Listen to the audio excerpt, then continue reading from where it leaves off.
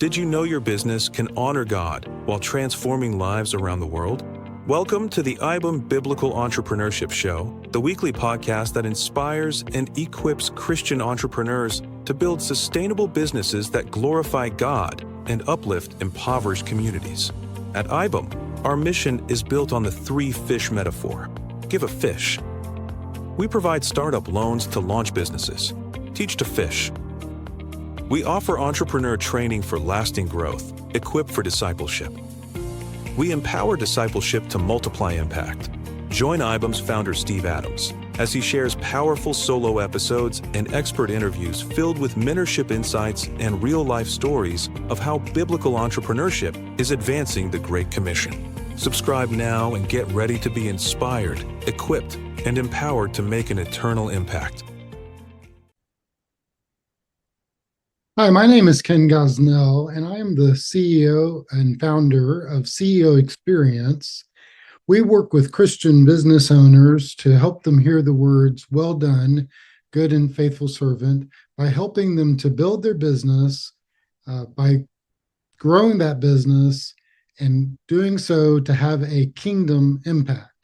We do that through offering them a variety of retreats, whether it's a personal retreat through private coaching, or whether it's team retreats, or whether it's with peer retreats. And today I want to talk to you about what we call the biblical business principles. We believe that there are biblical business principles that every CEO should embrace in order to help them to grow their business with kingdom impact. These biblical business principles can help them to make better decisions, and as they make better decisions, they will fulfill what Jesus prayed, "Lord, your kingdom come on earth as it is in heaven." These biblical business principles are not only helpful in building a great business, they're also beneficial in making decisions in their life and also in helping them to enhance their personal relationship with Jesus. Because it's important to be successful not only in business, it's also important to be successful in our personal lives and also our spiritual life as well. In fact, business is too hard, life is too important and too short, and eternity is too long not to hear the words, "Well done, good and faithful servant." And so I want to walk through today these biblical business principles that are important and should shape every decision that you'll make in your life and in your business if you want to help your business to reflect more of God's kingdom in the decisions that you make. What I ended up looking at was I looked at every leader in the Bible, all the way from Genesis to Revelation. And I also studied businesses for the last over 150 years, all the way back into the 1800s, all the way from businesses before the Industrial Revolution, through the Industrial Revolution, even into the modern age. And I found that the businesses that were super successful were businesses that practiced biblical business principles. And in fact, they practiced these biblical business principles, and some of them didn't even know that they were biblical business principles. And so I want to outline these biblical business principles for you today. I want to show you in this what we call the executive guide. This is what we call in a CEO executive guide that we produce every single month. This is one that is specifically related to the biblical business principles. We believe that business is ever-changing and the Bible is inexhaustive, and so we never repeat business guides. And so we're an evergreen, growing organization, and so we produce guides with the Biblical Business Foundation principles as the foundation, but these guides also talk about business applications that are related to business. So we talk about things related to sales and marketing, to human resources, to operations, to team development, culture, and to company customer service, and so on and so forth. So every month we produce an executive guide that can be used in peer retreats, it can be used with the team, and it can be used in executive coaching. But it's all designed to help a business owner or a CEO to help them to hear God's voice. And so we do want to talk about these biblical business principles, and we're going to walk through these different principles today.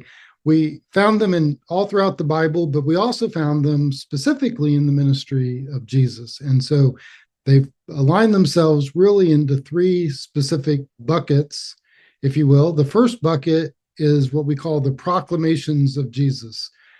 There were certain statements that Jesus made that really help us and bring clarity into the decisions related to our life and to our business, such as Jesus telling his disciples, if anybody forces you to go 1 mile, go 2. And that just wasn't a good customer service statement. That's a good life statement. That's a good statement that should apply to how we handle our finances. It's a good statement that how we should handle operations. It's a good statement that how we should handle our employees. And so those are all related to the statements that Jesus made. The second set of principles relate to what we call the parables of Jesus. And Jesus had several business parables, such as the parable of the steward or the servants, that where we get the words, well done, good and faithful servant, where he gave one servant 5 talents, and he gave another servant 2 talents, and he gave another servant 1 talent. And then he expected them to go and be good stewards of the talents that they had. And then the leader came back and he expected to give an account for the talents that they had. And so that principle is what we call make the move from owner to overseer. They didn't own the talents. They were just stewards of the talents. They were overseeing the talents for a period of time, and then they had to give the talents back. And so these are all stories that Jesus told.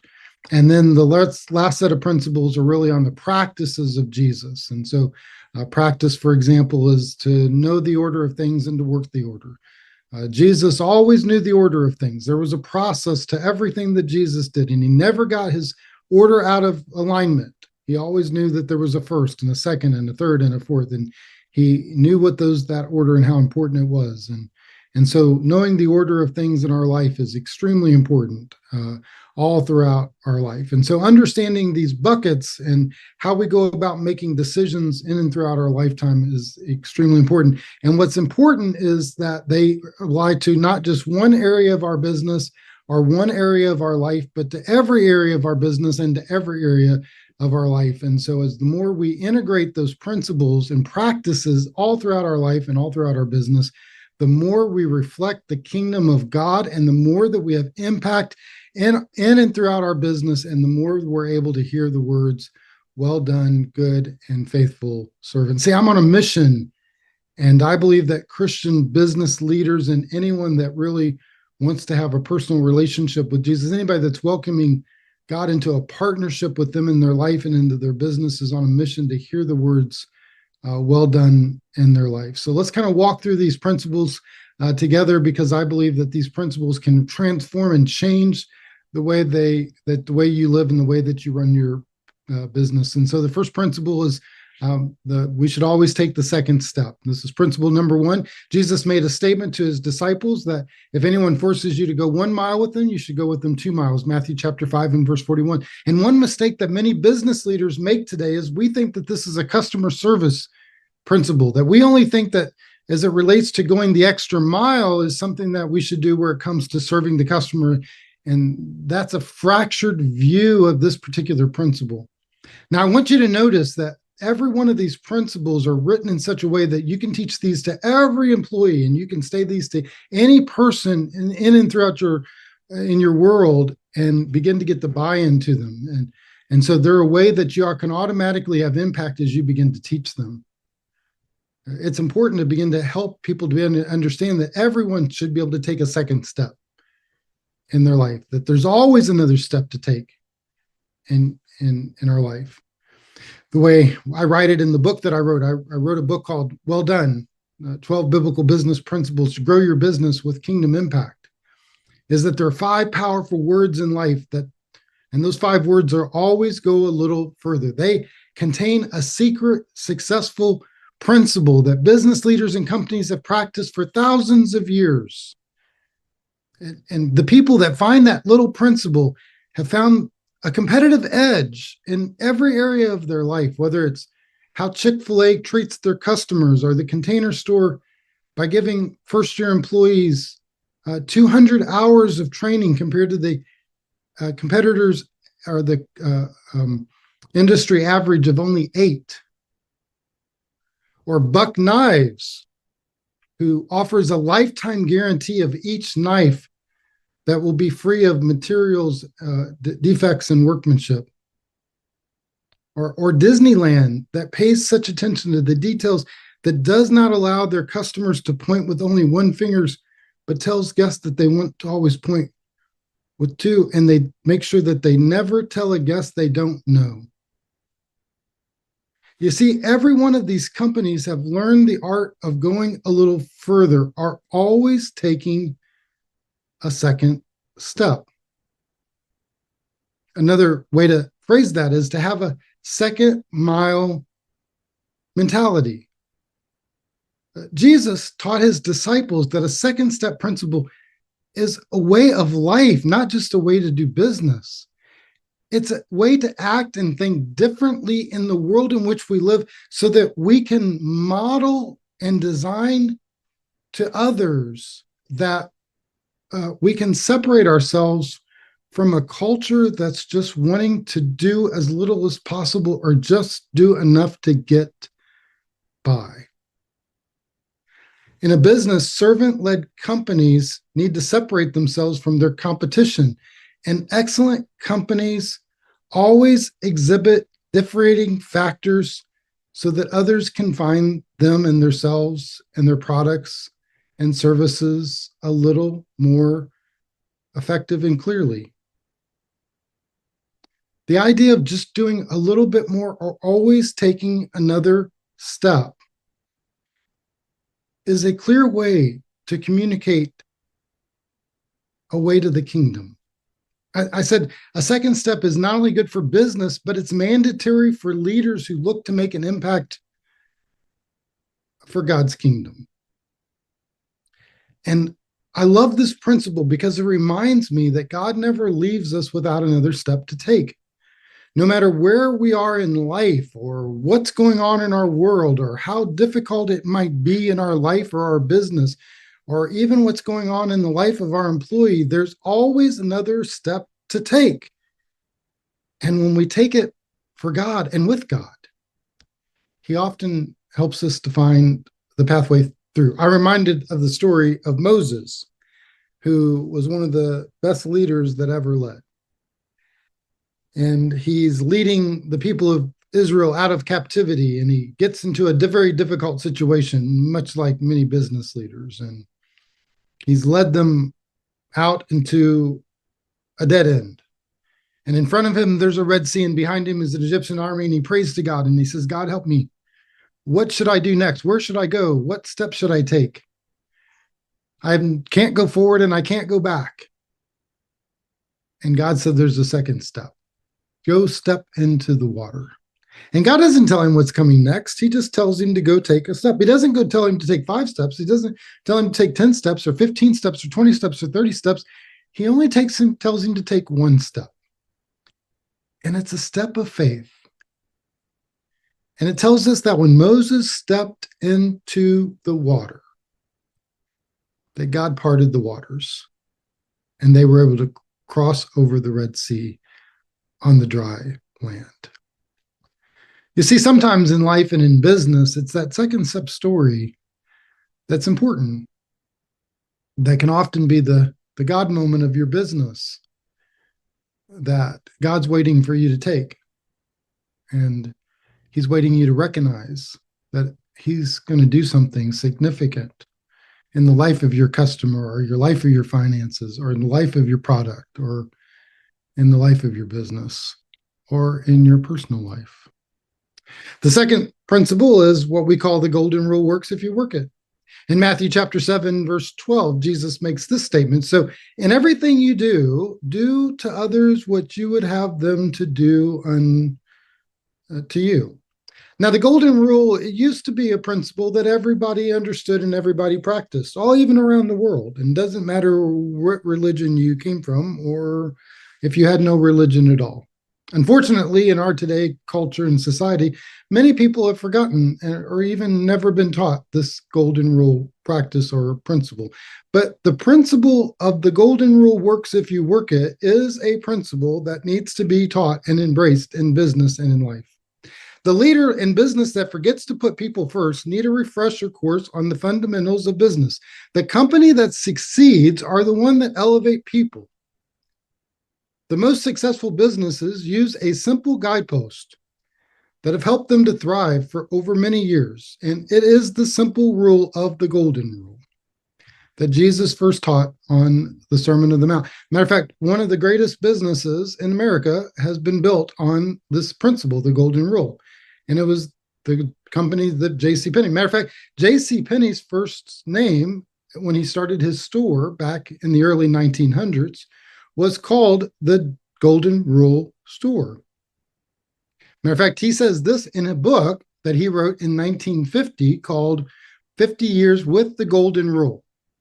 He says, I cannot remember a time when the golden rule was not my model or precept, the torch that guided my footsteps. And I think it's so funny and interesting that there were hundreds, if not thousands, of businesses that were started with J.C. Penney in department stores that started alongside of him or came along after him during the years of the early 1900s when he started his business in Catering, Wyoming, during the gold rush of the early 1900s. And here it is, 2025, over 125 years later, his business still stands, and those businesses stand on the sidelines of the legacies of the past. You know, many businesses could and should be out of business today because they've forgotten the principle and the value of people.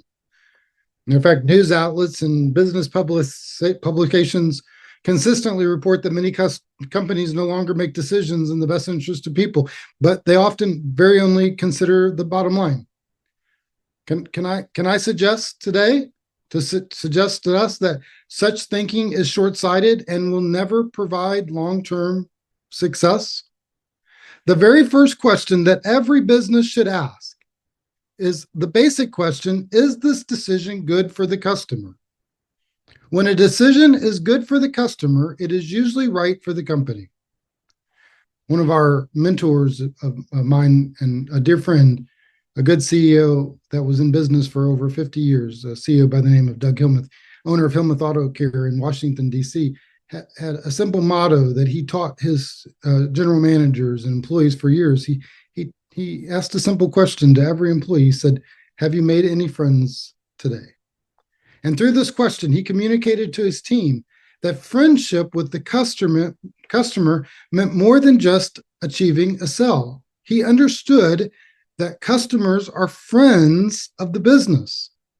The customer should focus on treating them that way. And he used that concept to build his business into a thriving enterprise that endured over 40 years. Here's the reality. When customers feel cared for and listened to, they will be more likely to consider a personal relationship to a product or an organization that produces what they purchase. Remember, bottom line thinking is short-sighted and will never provide long-term success. Principle number 3, grow profit with a purpose. Jesus made this statement in Matthew chapter 16 and verse 26. What good will it be for someone to gain the whole world and yet forfeit their soul? Or what can anyone give in exchange for their soul? Now, every successful business creates profits, and healthy companies are designed for a purpose. But it's not just all about profits. It should be profits with a purpose. And matter of fact, even the most successful companies are not always profitable. But all companies can be purposeful. Matter of fact, Edward Deming, who wrote a great book called Beyond the Crisis, he said, profit in a business comes from repeat customers that boast about the products and services and that bring friends with them. In the parable of the talents in Matthew chapter 25, all the talents produce profitability. Yet, while enabling sustainability and growth for the Christian business owner, profits alone can be terribly unsatisfying. Wise leaders understand that excessive focus on the bottom line can be damaging. That's why well-done leaders seek to build businesses with underlying purpose that's greater than just profits alone. Without purpose, earning money leaves only feeling powerless. Jesus asked his followers in Mark 8, verse 36, what good is it for someone to gain the world and yet forfeit their soul? When a company focuses on profits without a purpose, they lose their way. But when a company focuses on profits with a purpose, it sets itself ahead of the competition. It leaves a legacy because of the way that the leaders have used it for wealth. Purposeful profits can be a funnel through which God brings resources in the hands of businesses so they in turn can be used for kingdom purposes.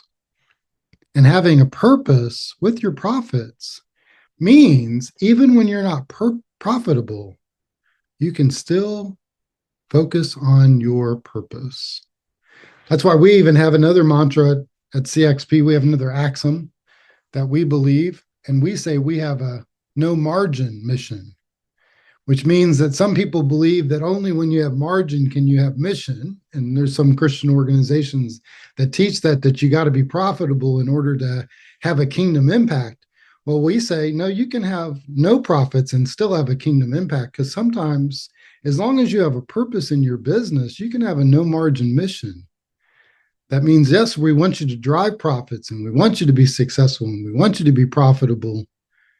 But more than that, we want you to be purposeful.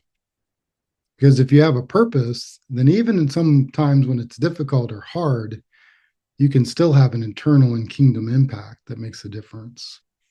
And then the last principle in this first set is principle number 4, know your yeses and nos. Jesus made this powerful statement in Matthew chapter 5 and verse 36 and 37. He says, and do not swear by your head, for you cannot make even one hair black or white. All you need to say is simply yes or no. Anything beyond that comes from the evil one. One of the difficult aspects for a business owner or a CEO is often the ability to be clear. And I say when the leader is clear, everybody and everything in the organization becomes clear. Part of our clarity comes from our ability to say yes and no. Truett Cathy, the founder of Chick-fil-A, discussed this fundamental principle about yes and no when he wrote about his desire to have his company make sure that they were being a company that grew at the right size. He discussed the fundamental principle to grow, make sure that they could manage their growth. He said, Cathy writes in Eat More Chicken, he said, while companies may set goals that all goes according to well, but he said, but if we extended ourselves to the limits of their finances and their talents, even a slight economic downturn can force them to lay off employees in order to salvage things. You don't build a good reputation by discharging people, but rather by developing people. I go on to say, Cathy applied the yes and no principle, not only opening stores, but by growing at the right pace to keep them open. He recalled how when Jimmy Collins came on board as the chief operating officer, he told Collins, the CEO, not just to open restaurants, but to make sure they stayed open. He said, I placed the greatest emphasis on stay open. That sank in with Jimmy and everyone else who came in to work with us. I want everyone at Chick-fil-A to know that we don't build and open restaurants just so that we can close them if they don't work out. We must be careful about how we build them, where we put them, and who we put in them to run them. Anyone can open a restaurant. All that it does is takes money. But keeping one open is what makes the difference. The power to say yes and no is what really helps leaders to know where they're going and how to stay focused to make sure that they're accomplishing what they're supposed to. Well-done leaders show clarity to make sure that their words mean something. They work hard to develop and build trust relationships with their team by conveying to others that they can count on the leader's commitment. And one of the ways they do that is they know their no's because their no's make the difference. Principle number 5, make the move from owner to overseer.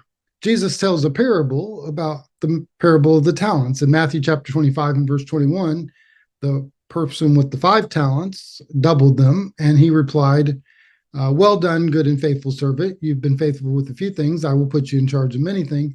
Come and share in your master's happiness.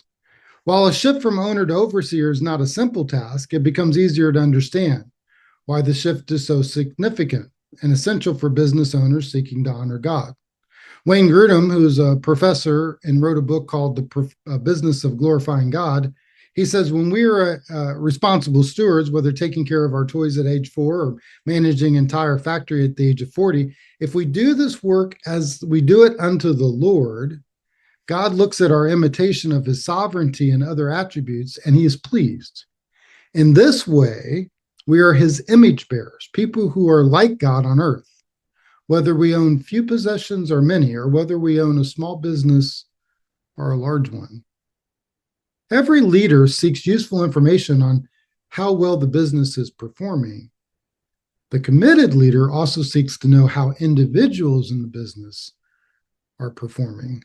These leaders call people to give an account for their work and their efforts. Reporting is only fearful prospect for individuals who are not performing well, but good performers are never bothered by giving a report or an update for what they do or even what they don't do.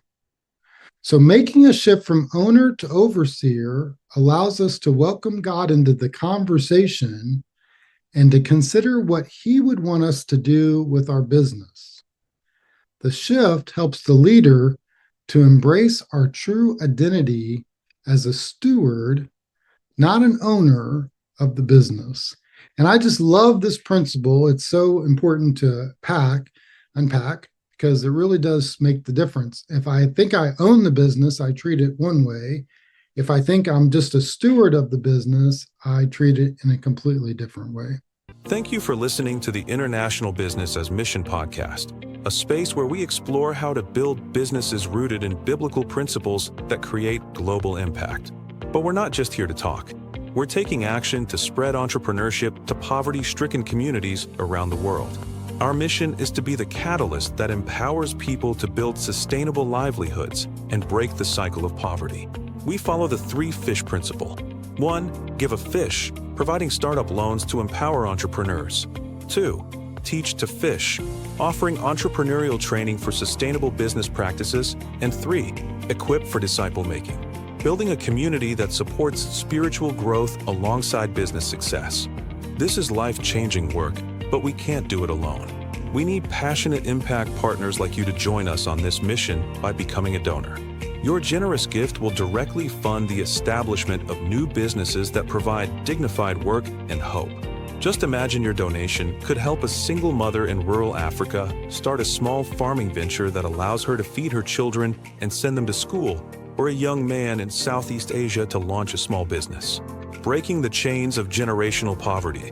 This is the power of entrepreneurship as a force for good. Will you join us in unleashing it? Go to ibam.org now to start impacting lives through the transformative power of business as mission. Together we can create a world of flourishing.